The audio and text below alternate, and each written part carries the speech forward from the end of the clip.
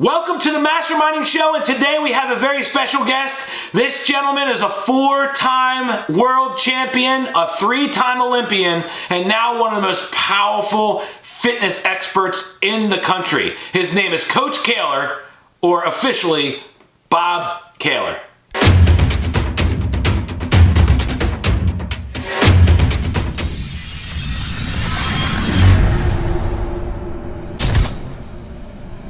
Welcome everybody to the Masterminding broadcast. My name is Don Martin, your host, and today this gentleman to my left is a guy that I actually met through a hospital when my mother was actually working there, and I never really knew the credentials of this gentleman until I got a chance to talk to my mom about him, and I didn't realize how impressive his history and background was until we got a chance to talk. And I'm really excited to have him on today. This man is a 3-time Olympian, a 4-time world champion. Both his Olympic experience and his world champion experience was in rowing. Okay, he is a physical therapist and a strength trainer for 28 years now. He has trained thousands of Division I athletes, as well as NFL players and some professional hockey players. And he's also currently the creator of the Column Core training system, as well as the inventor of the Kaehler Core, equipment. Exercise machine. Yep. Portable exercise. There you go. And his name's Bob Kaehler. So, Bob, thanks for being on. I appreciate it, man. You got it. Cool. Catch up. It's so funny. We've known each other since I was a kid, almost, when you were working in the physical therapy world at the hospital with my mom. Yeah, right. You know, and that's how we connected. So this is exciting to me. But it's like we've known each other so long, and going through the credentials again, I'm like, man, it's so cool to get connected with someone that has been at that elite of a performance level in their life, but to be able to come back and work together and do some things. Cool. Definitely. Yeah, it's definitely good to share and kind of impart my wisdom and help with as many people as I can. Whatever you can do. Yeah, just help people succeed. The podcast is all about people that have really excelled in their world. So that's what I start talking about. But before that, tell us kind of where you were born and raised and kind of how you grew up into the sports world, because that's where you go. So I'm originally from San Mateo, California. Lived there till I was about 5, and then we moved to Long Island. My dad was an aerospace engineer, and so that's kind of where my formative years were, in Huntington, Long Island. Mm-hmm. Grew up on the water. Was the entrepreneur from age 9, cutting lawns and paper routes, and I worked in the deli business. So I was always doing something to just better myself, or have the opportunities to do other things. I bought my first boat when I was 12. My dad made me get Coast Guard license so I could have the boat. So I would just kind of make stuff happen, whatever I decided to do. So your first where you really excelled, where you became the elite, the elite performer, was in rowing, right? Right. But when you started in sports and physical activities, how did that start? I love the story you told me about. Yeah. So my dad was one of those early runners, the 60s and 70s. He ran for health. Mm-hmm. And when I was 9, that was kind of when Gatorade first came out, and he used to drink the Gatorade after he would run. So I was like, hey, I want some of that Gatorade, and my dad's like, you can't have any unless you come running with me. So I said, all right, I'm in. So I started running with him. It's a small little incentive that your dad gave you to start running. I just wanted the Gatorade, right? This cool yellow drink that back in, this was 1973. Yeah. Mm-hmm. That wasn't green drinks didn't exist really, right? So I was like, hey, beginning of an Olympian, Olympian and a world champion. Started because you wanted some Gatorade. I wanted the Gatorade. So I think they should plug this, by the way. We should probably get them to sponsor the Kaehler Core. Get a hold of Gatorade. Whoever created the coloring was a genius, because it hooked me. So I started running with them. I run we'd probably run 2-3 mile runs, and but then what I soon discovered that I actually really liked pushing my body. Yeah. Even at 9, so it kind of hooked me into human performance, which is what I do. I've been doing since I was 9. That's been my passion in my life. What was it about that, do you think? Was that you think really hooked you in? I think it's like, my mother was a holistic nutritionist. She's been doing that for 56 years. Yeah. So like I grew up in like this kind of health mindset back in the 70s when it didn't exist really. And I just felt like it set me above everybody else, I guess. Like this, you're doing stuff that other people aren't doing, and it's challenging, and most people would just burn out and not want to do it, or whatever it was. It just kind of like gave me a little extra edge, I guess. Yeah, and then that psychologically made a big difference. Yeah, definitely. I think it's just like it just kind of built a foundation of confidence that, hey, I'm willing to do something that most people either aren't aware of or not willing to do. Right, like none of my friends are running 3 miles. Right, they weren't going out and running. Or I'd get on my bike and ride 15, 20 miles. I would just ride out to Comstock State Park, which was probably a stupid idea when I think about it, because it was like windy, dangerous roads in the middle of nowhere. But I just challenge myself, and I'd be like, hey, I'm gonna go do this, Why not? Yeah. Or like the Coast Guard license. It was like, I was 12 years old sitting in a room with all adults for 6 weekends taking this course, and I passed it. Yeah. So it almost created that little competitive edge. Yeah, it's just like, it was like just being above and beyond what everybody else was doing. That was my peers at the time. Like there was nobody else doing. So your mindset in that, even at a young age, was, if you work harder, or if you do make the sacrifices other people aren't willing to make, you believed that you deserve to perform at a higher level. It's almost like, hey, I deserve to be elite at that point. Yeah. Yeah, so it created this separation of where you were, but to where you could get to. Like without doing that, you're not separating yourself. You're just like everybody else. Agreed. Yeah. And it's like not only physically, but also psychologically. If you're willing to pay the price, man, you deserve it. And the pattern, kept going. In college, same thing happened. Same kind of scenario where I felt like I was kind of lost in mediocrity, and I'm like this isn't. So tell us about that. So what happened? How did you get into rowing, by the way? Because that's where you really excelled from athletics. So what did you do first in terms of sports? So like I played, back then my parents were non-athletes, zero. So like whatever I did, I decided to do. So I played, Little League baseball was probably the biggest organized sports back then. Mm-hmm. There was some other, you could play basketball and that, but, everybody played pickup games back then. Right. So organized sports weren't as big of a deal as far as, like now everybody does organized sports because kids don't play with each other in the neighborhood, as far as I can tell with my kids. But not a lot of it used to be. Yeah, so like I played baseball, and I ran track when I was a freshman in high school, and then I was a late bloomer, so I got cut from baseball after my freshman year. So I played freshman ball, and then I ran track, but I started getting too big to really be like a pure cross country runner. Right. So then I just kind of sat out my sophomore year. I didn't do much, and then my junior year in high school, a rowing club moved to my town into Huntington Harbor, and just by chance, heard PA announcements in the morning. It was like in the wintertime, maybe January, February. It said there's a new rowing club. Anybody want to try it? And so one of my friends had done it like for a week or two, and he talked me into doing it because we were both boat people. Right. We both like. So you grew up on the water? Yeah, I water skied. I water skied all the time and had my own boats, and I just worked to support that fun.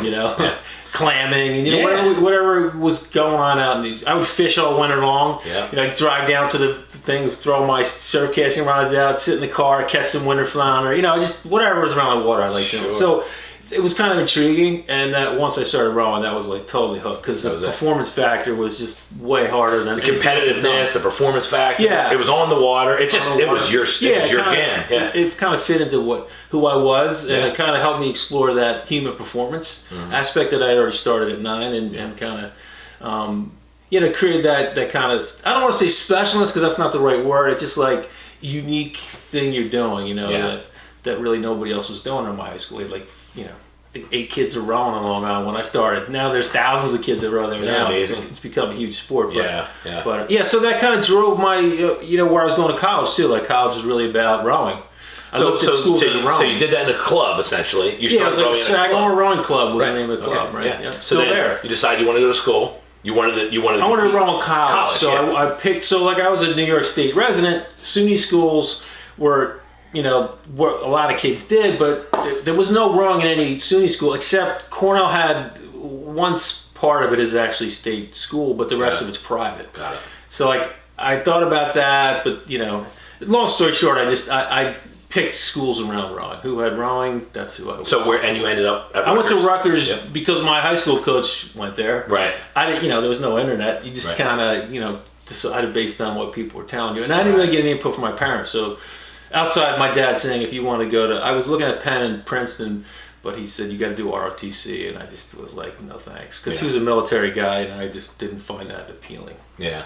And you said something really intriguing about that earlier that I think was a good point. You said it was because why? Well, so to me, doing the military, so doing a 5-year commitment after you get out was, being in the military was about creating discipline. Mm-hmm. But, I think we talked about it. I used to get up at 5 a.m. to go row in the summertime because you had to get out before the boat traffic started. Right. On my own. I get up, go ride my bike down, or my car, I was driving probably at that point. Yeah, I was driving. So I just drive down and do a whole workout before anybody else was really up, So to me, going to do an RTC was a waste of time. I didn't need discipline. Especially at that age, because you don't know any different besides. Yeah, I didn't know any different. Yeah. And, who knew? Outside my dad, I didn't know anybody in the military. So, right. And he wasn't in it through my whole life. So I just kind of nah. So you get to Rutgers. Yep. Right. You won the row, and you had this revelation. And your freshman year. Yeah. So I again, I didn't know anything about college rowing. Mm-hmm. Outside that, I wanted to row in college, and so when I got there, it turned out that they used the rowing machines. They were like the beginning of these concept twos that everybody uses now at the CrossFit gyms and all. Right. The early onset ones we did testing on, just like they do now. Yeah. And I ended up being the fastest guy in the boathouse as a freshman, which was really discouraging to me. Right. I was really not, because I was looking for a challenge, not to be like the best guy as a freshman. I wanted to be pushed. Yeah. So it was a little disappointing. And then it kind of led me into doing, they had these under 23 camps in the summer for college athletes, and they would test college athletes who would test all over the country under the coach's supervision, do the same test, and then, you submit your scores, and you either get invited to these camps or you wouldn't. Yeah. So I finally got invited my junior year, and it was up in Boston. My roommates were from Cape May, so they were trying to get me to come down to be lifeguards in the summer in Cape May, a new experience. So leave Long Island, go there. Right. But I'm doing this camp, so I went up to Boston and I basically got humiliated. This is an awesome portion of the story because this was one of the losses that actually started to become a big driver for you, right? Yeah, one of the setbacks, I should say. So what happened? Yeah, so I show up at this camp, and the freshman coach at Harvard is running the camp. He's got kids he's recruited at. These kids are still in high school. They're gonna go be freshmen at Harvard in the fall. They're at the same camp. So I'm wrong with a high school kid. I'm a junior in college, and I get totally toasted by this kid who I ended up rowing with in the Olympics in '92. This was 1985. So 7 years later, we were actually teammates. But long story short, he killed me on this rowing machine, and I was at the bottom I was in the bottom third of the list of all these other colleges. At this camp. Yeah, so these are all the best kids in the country. These are all the best collegiate kids. I was at the bottom, so I got cut after the first week. Right.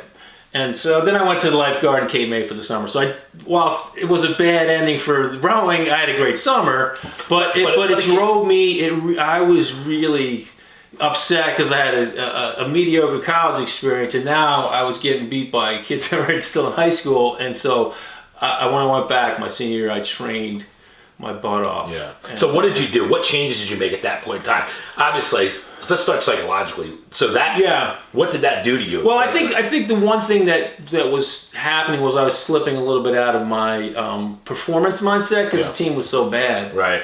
That I would push myself, but it wasn't what were you pushing yourself to? We'd lose a bunch of races and I'd feel kind of bummed out. So I was in a fraternity and I was probably doing more socializing and partying and stuff than I couldn't have done if I went to Princeton or Penn because they were top level programs where you would have less of. I mean, not saying they didn't, but they would do less of it because you're focused on winning because you're succeeding. Right. Right. So here, there's no success.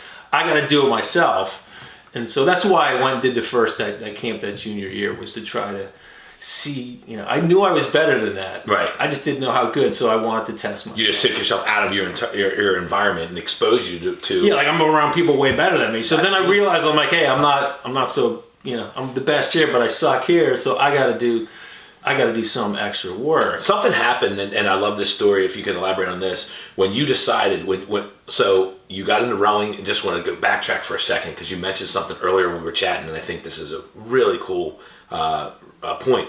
You said you started rowing in the club, but then you started getting a magazine sent to you. And this was this was that moment where you really started to know what you wanted to do from that elite athlete standpoint. What happened there? So they, U.S. Rowing, which is the organizing body under the Olympic Committee, they have you become a member. Because when you started the race, so I did a couple races in Philly back then in high school, you had to be a member in U.S. Rowing to do the race. So becoming a member, you get the magazine. So like, I just remember it was probably, it was like maybe after 81 World Championships or something. It came and it was like showing these guys at World Championships rowing in the boats and snapshots of these guys, and I was like, I want to go to the Olympics. Like, I don't know how I'm going to do it, but I'm going. So it was just something you saw at I just saw this picture. I remember the picture, and I'm just like, because at that point in rowing, especially even today, like that is the pinnacle, right? Yeah, right. To win a World Championship or Olympic go to Olympics, gold medal, right. Or go to the Olympics. Yeah, right. At that point, I was just like, I want to be on the Olympic team, right. It was just or the national team. Yeah. If you get there, then you can try. Yeah. Yeah. How do you get there? All from the magazine of the. Yeah, it started that kind of drive, that internal drive, and then there was pitfalls along the way. And, sure. Had these like getting beat by when you go to college, but so at that point, so you go to college, not what you hoped it would have been, but you had this big turnaround your junior year after that camp. Right. Right. So obviously, psychologically, you knew you wanted more. To make the story even deeper, so I get killed. So if you look at the scoring on the machine, like on this particular machine, 4,800 was like exceptional at collegiate level. I rode like a 4,400. The kid in high school rode like 4,650 or whatever it was. Right. So he was like, in the middle, upper level. So I went back and trained my ass off, and then I had to get retested for the next year. So my senior year, I trained all fall, and I got hit by a car, and I was almost killed. I didn't know that. In the fall, yeah. Oh my God. In the fall, where I was in the hospital for like 3 days, I got thrown about 80 feet. I got hit by a car doing 45. and got thrown like 4 lanes plus a median. So I was out. And this was your junior and senior year? No, it was my senior year. In your senior? Yeah, it was my senior year. So I got clocked. I missed Kaehler too, so I couldn't even walk. I was like rigor mortis. So anyway, I go back and I'm training, and so like I'm training all through the winter. So I have to go get tested at Princeton, is where I was going to do my test now. Yeah. So I go to Princeton's boathouse. Now I'm in great shape.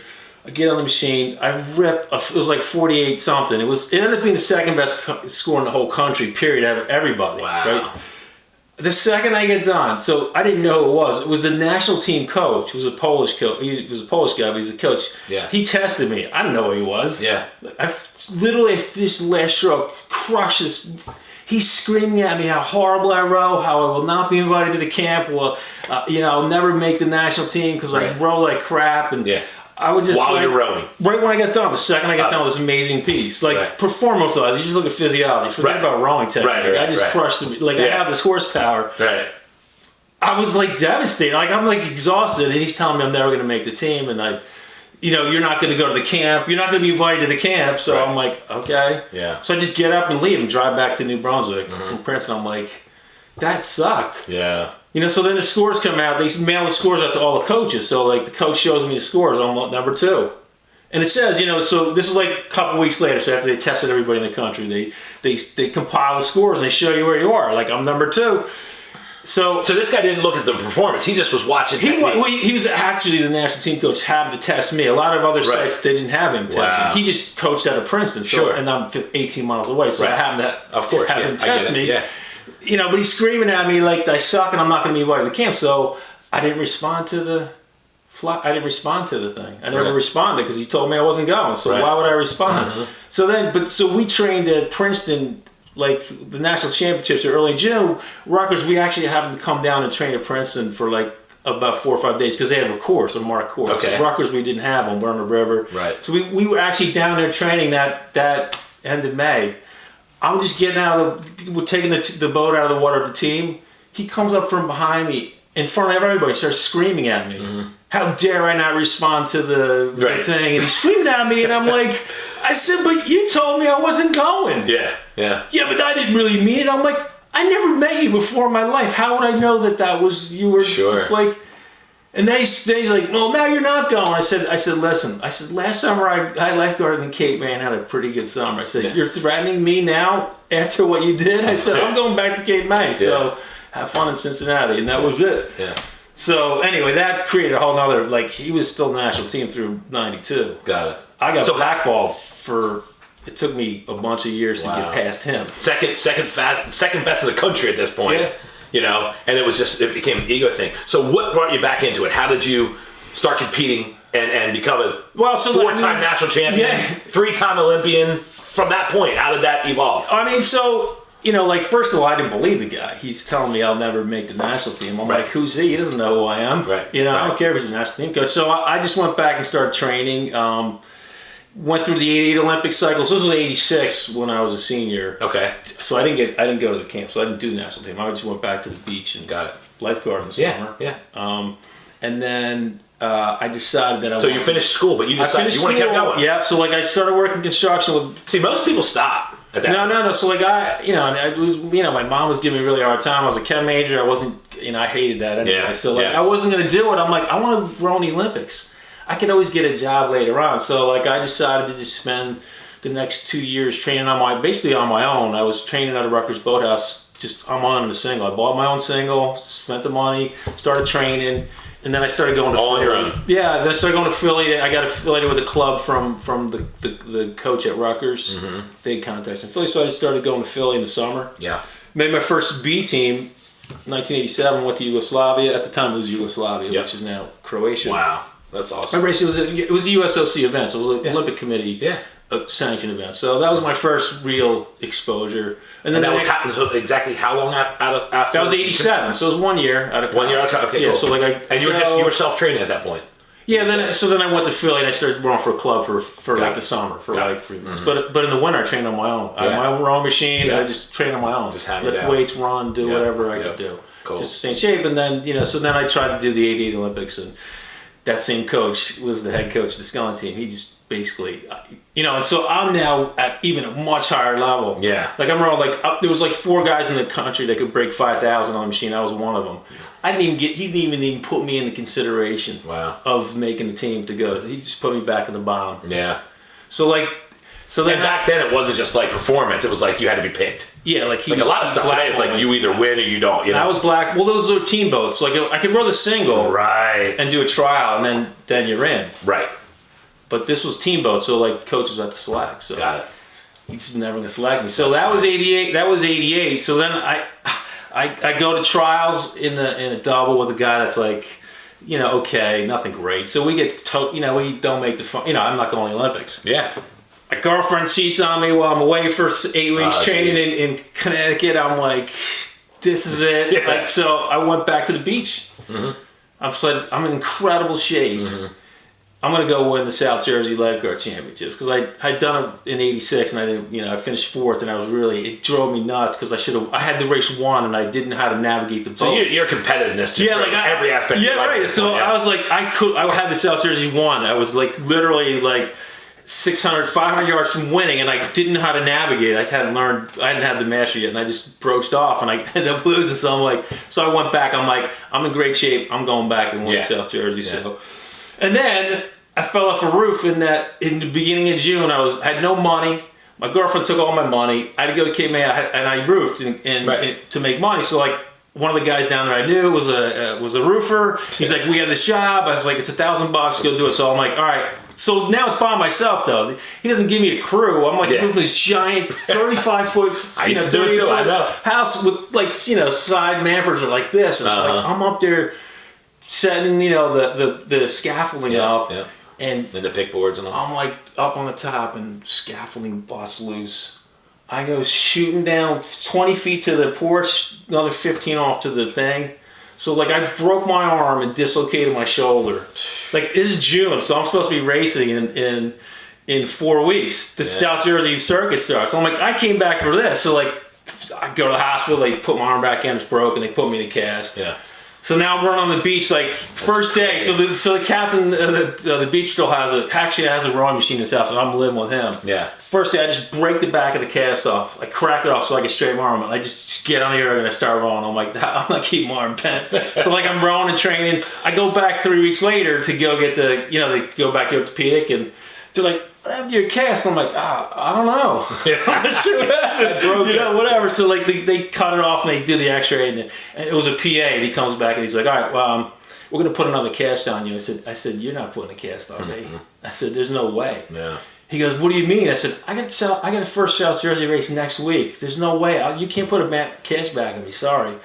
He goes, all right, let me go talk to the orthopedist. And they're like, so they finally said, okay. They just put me in a soft cast. So it was like so I could row. Yeah. So I was back rowing the next week and win the South Jersey. That's crazy, right? It's just tenacity. Yeah, so I was just like, there's no way I'm not doing this. I don't care. Like, Marmot's fine. But at the same time, that got me to PT because one of the guys on the beach patrol that summer had just finished Jefferson as a PT. Right. And he did rehab on me. That first 3 weeks, I was doing all the rehab. I'm like, I said, I could actually, I like performance. And this is, like, I want to go to the Olympics. If I try to do medical school, I'm out. Right. I'm done with the Olympics forever. That's it. So, like, I'm like, I and can you go to was still a goal. Yeah, I was like, world champions and obviously. Well, I was still trying to make the national team. So I'm like, I could get done with PT school in 90. It was like 88, right? Yeah. So I said, I got a year. I had to go back to school for a year. Right. I was a chemistry major. I had to take 33 credits to get into PT school. So, like, I'm just looking up the stuff on the internet. I'm like, oh, no internet. So I was just looking up how do I had to take Jerry's. I had 5 weeks to get ready. Right. So all I did was just memorize how to answer, like, read all the directions. That's all I did. Right. I'm like, what am I going to study? All I did was, like, I didn't want to waste any time reading directions. That's all I did. Smoked the test, and I got into Columbia. Like, and then so that was like 89. So like I went back. And that was for physical therapy. Yeah, so I was still roofing and doing whatever, and I was just working in the gym. I was literally like 3 jobs to get through that year. So then I got into Columbia and I went, and then I continued to row. So that that was 89. So then I actually went to the Worlds in the under 23 Worlds in Germany in 89. Under 23. And how did that happen? So I went back to Philly. Yeah. And trained in the summer. I stayed in shape the whole year and went back and we went to Germany and raced in the World University Games. So that was my second team, B-level team, not A team. Right. And then I went off to Columbia and trained my ass off. Any break I could, I would just go down in the gym at Columbia. We were getting crushed in school. It was like 8 hours a day of class, and then you had like 5 hours of homework. Right. It was way harder than college, and I was a chem major. It was like, this is ridiculous. Yeah. So I would train any second I could. I would just get training. And so then I ended up going and doing trials in 1990. Now I'm not going to 4 years after. After college. So like I'm in between my first and second year at Columbia. Yeah. So I got to do an internship. I'm back in Philly. You do a full internship for 8 weeks. 45 hours. Plus, I'm on a bike. I don't have a car anymore. So I'm riding from Belmont Hills, which is like 5 miles from Boathouse Rail, right up to Roxborough Memorial Hospital. It's a gigantic hill. I go to the boathouse first, then go to work all day, then go back to the boathouse, then run my way back to the house. By the end of 8 weeks, after a whole year at Columbia, I was like toast. Yeah. And so we were doing a time trial on a single. So I was going to try to make the single for the World Championships now. This is like going to the real world. Elite, yeah. It's like 3.5 weeks out. Yep. Rowing against the other top guy in the club who ended up being national team, I get killed in this final 2K prep. I lose by like 7 seconds, 8 seconds. And the coach screaming me out afterwards, he's just screaming at me. And I'm like, I'm exhausted. Yeah. And he's, yelling at me that I'm a hypochondriac and all this stuff. And like, I was like, the hell with you, man. Yeah. That's it, I'm done. So then the assistant coach said, look, Bob, we're just going to train you once a day. Rest, so he took me under his wing, and then so you were overtraining a little. I knew I was shot. I could tell. I knew because I'm a performance guy. Yeah. So I barely did for 3 weeks, and I knew I was I was exhausted, and my performance really was not indicative of my speed. I just was just shot. Yeah. So the other assistant coach, I just was done with the other coach because when you call me a hypochondriac and it went up, doesn't work for me. Right. I'm like, I'm doing everything I can. So we just shut it down, and then this race was a November race in Tasmania. So that's the spring for them. So it was really late, and I was going to my second year of Columbia, so I would have to give a whole year up. Right. So anyway, I go 3 weeks later. We go to the trials in Mercer County, New Jersey. First day, like, I get into the final, so it weeds down from like 24 guys down to 4. So I get to the final 4. And so Frank, the guy that beat me at Undine, he was one of the 4. Got it. So in the final race, so this to go to the Worlds, like 1,000 meters, I'm in third, and then like 1250, I'm in second. Last 500 meters, I just dropped everybody. So I beat Frank by he was about 8 seconds behind me. So it was like 15 seconds. Complete turnaround. So I won by, I killed everybody. Right. I rode back to the dock. The coach that called me hypochondriac's like, oh, this is great. You know, I was like, what the hell is that, right? Right. And then literally 25 seconds later, the national team coach, who was the same one that blackballed me 6 years ago, he goes, you will not be going to Tasmania. You are not fast enough. I just won the trials to go to Worlds. Right. I won it. Right. Their system, I won it. Singles. Right. I won the trials to represent the U.S. He said, you're not going. Did you end up going? No, he told me I wasn't. Really? He said I wasn't going. That's the craziest thing. He said, you're not going. You're not fast enough. All right, so how did it turn for you? Like, So this is the pitch. So I go back. But you never stopped. I think this is the most important thing people have. You didn't stop. I mean, you're what, 4 or 5 years out of finishing school. Yeah, 86. Most people are competing before that. You know, right now, I was the next level. You kept on going. Now you're your elite performance ever. Most, it's So anyway. So I win the trials to go to Worlds, and then they tell me like, oh, so I was like, but it kind of worked out because I got to finish my second year at Columbia, which I graduated in May of '91. Right. Just by fortune. 5 years. It's 5 years now. So just by fortune, they hired this Ukrainian coach whose guys won the World Championships in the quad the year before, 1990, the one that I didn't get to go to. They hire him to come in. He doesn't know anybody.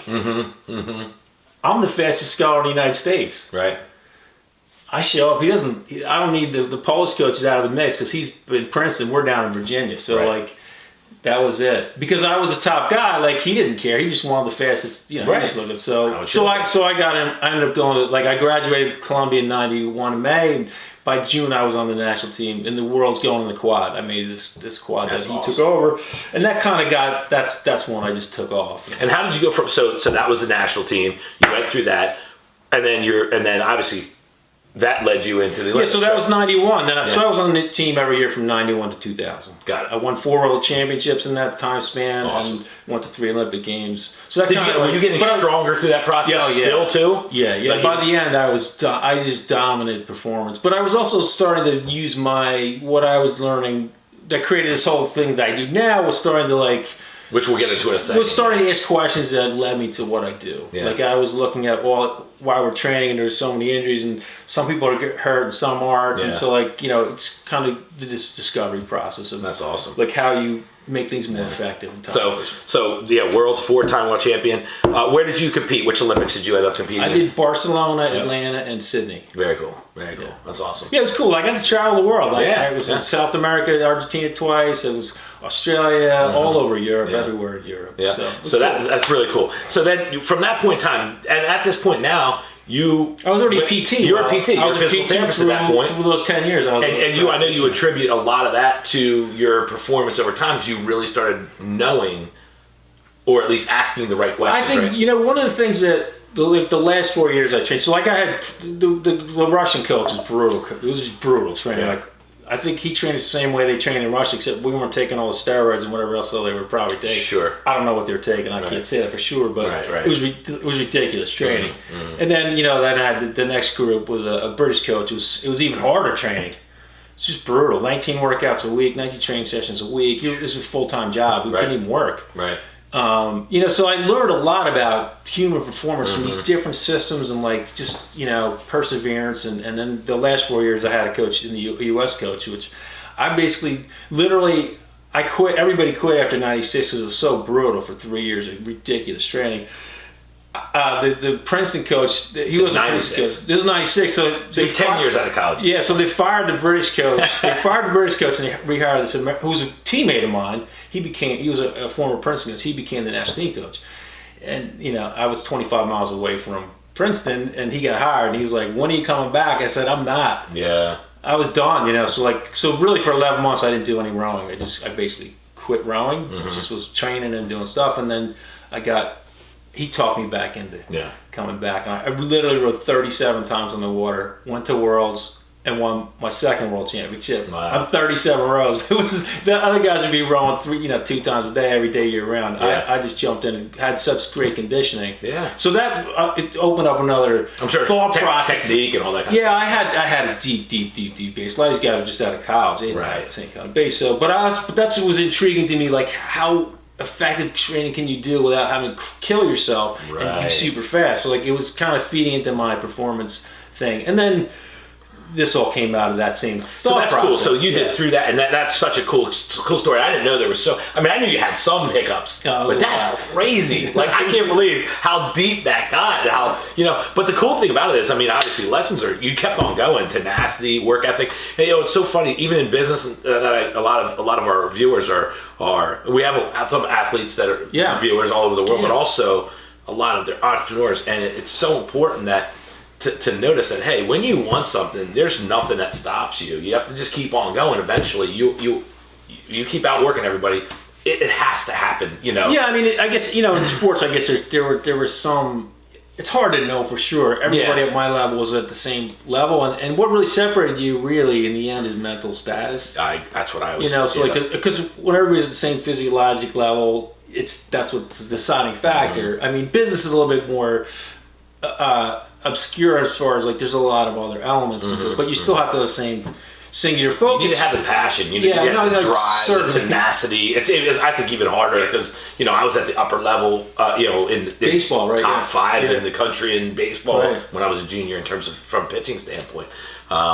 So played a little bit of pro ball after, but it was like, an injury is what stopped me. But the reality was, man, it's and I've noticed the same thing.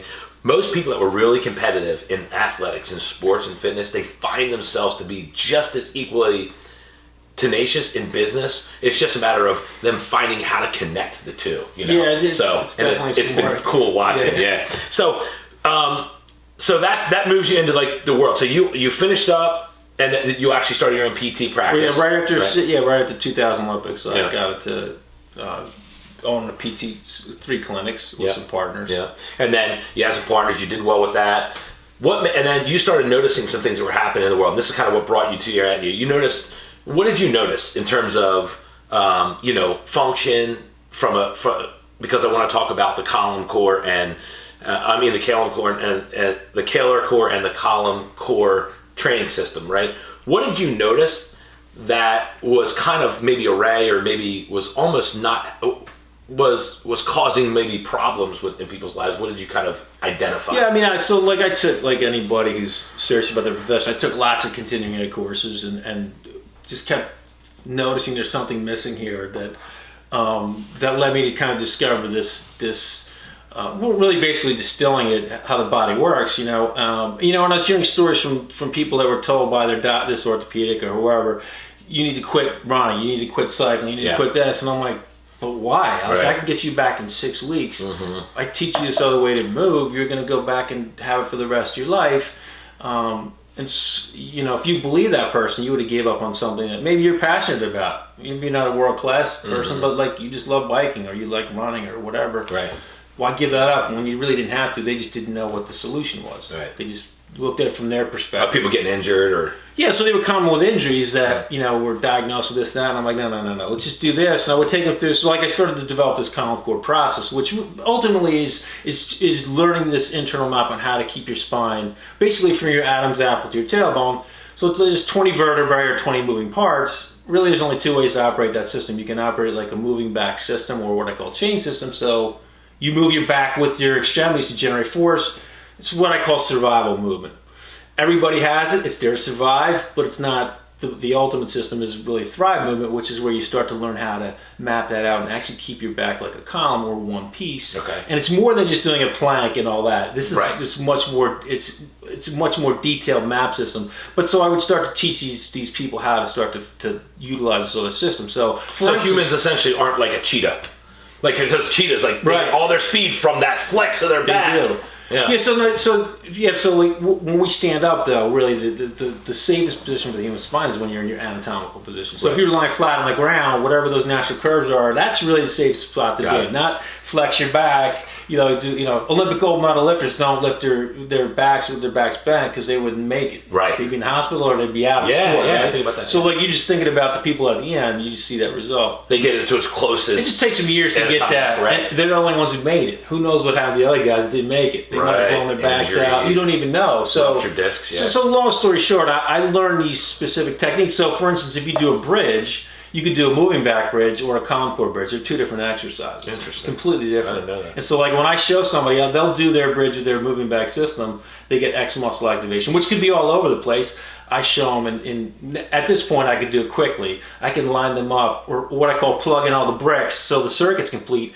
Totally different muscle activation. Right. So what does this do? What's this preventing? So when people when they learn the column core training system, right? And obviously you have a piece of equipment. Yeah, the machine helps facilitate it even quicker. Right. It helps you build this internal map so you actually know what you're looking for when you move, versus your only movement option has been the survival movement system your whole life, so you don't know any different. Right. You have no perspective. There's no muscle memory. You're going to keep training the same way, and you can put a lot of load on that. That's pretty much what you see everywhere. All sports, all stuff that's happening is survival movement. Some people make it, some don't. Right. You move your back enough, something's going to happen. You either hurt your back. You're wearing it out, right? You're going to wear it out, or you're going to get hurt there, or you're going to get hurt in the extremity, or you're going to get hurt in both. Right. Those are my customers, 1, 2, or 3.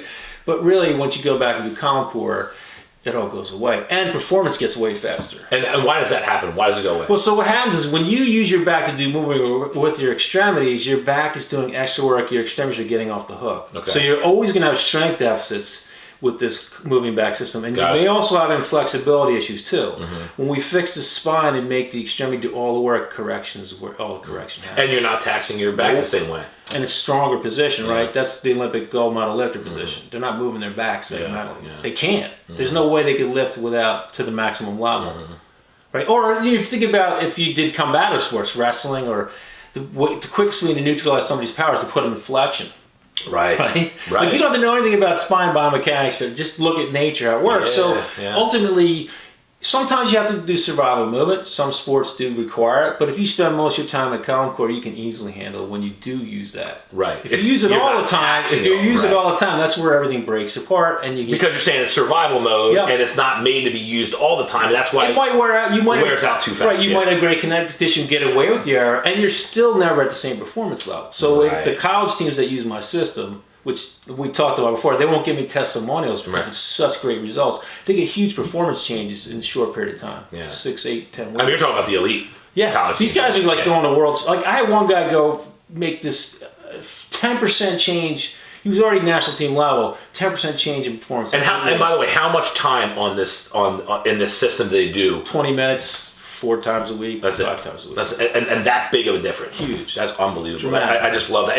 And I've actually worked out with you on it. A couple times. Completely different than anything I'd ever done. It's nothing like it. No. I mean, it was super cool. So what happens is the column system, so that it's a rigid column, when you're holding it in your hands and if you have your feet hooked in. So by the way, where can people see this, by the way? Yeah, so my website's it's Kaehler Core, KAEHLERCORE.com. Okay. That's my website for the and we'll put that in the description.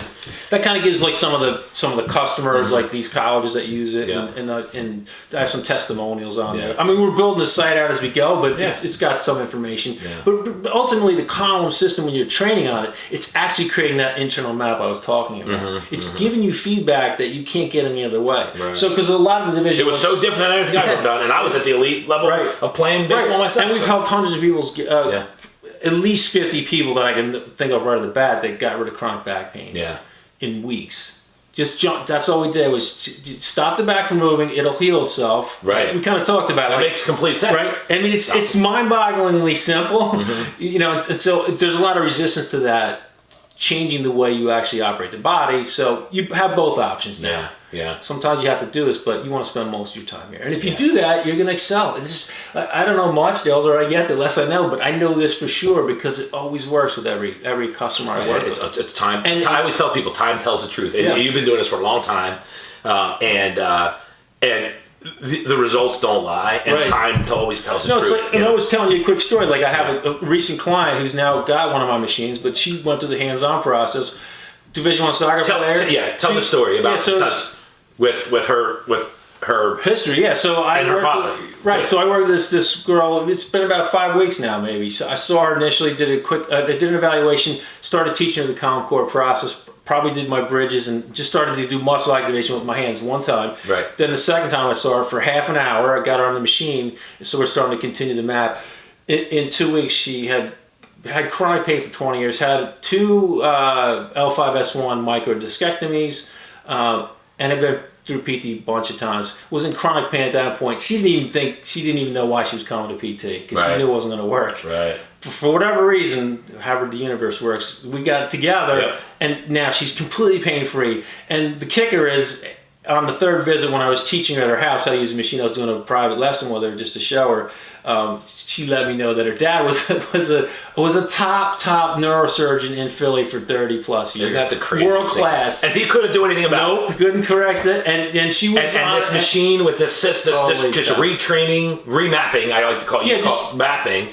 The mapping, how the muscles are working, and keeping is giving her the ability to heal herself. I guess. Right, she's totally healed. It's 5 weeks. She's still mind boggled. That's awesome. Give her life back. There's 3 things I tell patients: don't move your back, don't move your back, don't move your back. You do those 3 things, you're gonna be good. Now, it doesn't mean you can't move it, because you do at times have to move it. Right. But if you spend a majority of your time here, you're good. Yeah, because it's resilient at the moment versus just making. But it's also its strongest position too. Really, ultimately, yeah. really, when you look at the simplicity of how nature works, it's just the other option that nobody showed you. That's amazing. Yeah. And so even in the PT world, and they still do a lot of moving back treatment methods, which are inconsistent. That's really what I found, back when I was in my PT. And that's what makes you.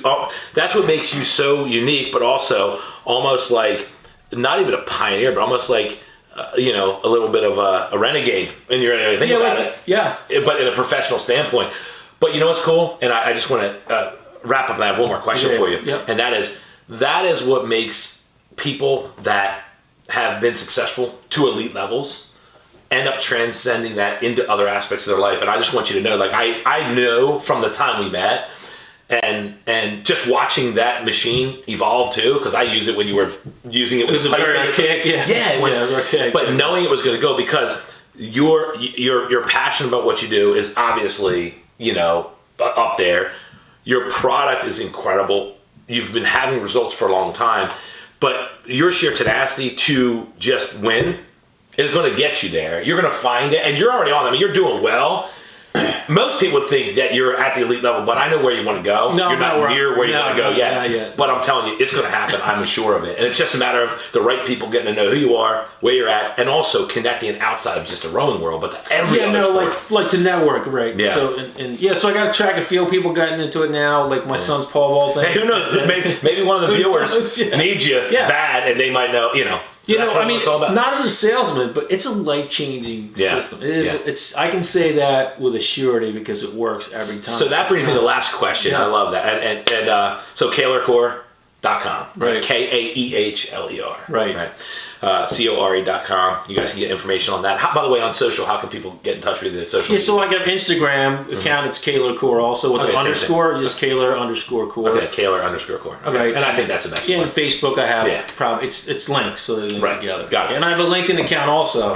Yeah. So and that's actually, I think, pretty important today in this world is LinkedIn. I think it's kind of going to start taking over a little bit. Things are changing. Like I can tell you, I get some of my videos I'm not probably your level of social media, but I can get up to 1,000 views on a video. That's so awesome. It's starting to pick up. Just like I'm just putting it out there, keep putting it out there. Well, it's going to go way bigger for you. I'm sure of it, especially as more people experience it.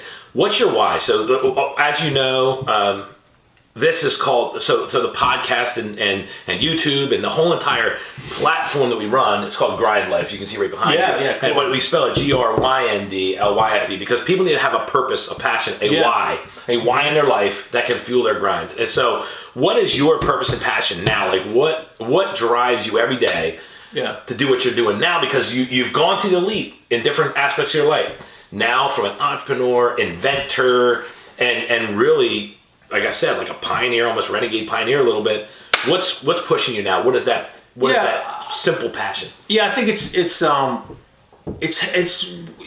not wanting to do things ineffectively, like creating an effective way to do things so people can empower themselves to do whatever else they want to do. Mm-hmm. Like, I think we talked about it before, like Tony Robbins has this, this thought process about like have this primary question that's always going on in your head. And and so when you think about it, you do, and mine's about how to make things more time effective, more time efficient, more powerful. It's just, and I always apply. That's yours. That's mine. Yeah. So like this product, this process came out of that. Seeing all the things that didn't work and all the errors were being made that we're wasting time and not getting a real result. Like an inconsistent, suboptimal result. Like I just want why waste time doing stuff that doesn't work? It's indiscriminate. I think to myself, how many lives have been impacted negatively because people weren't trained or they didn't strengthen or map their bodies properly.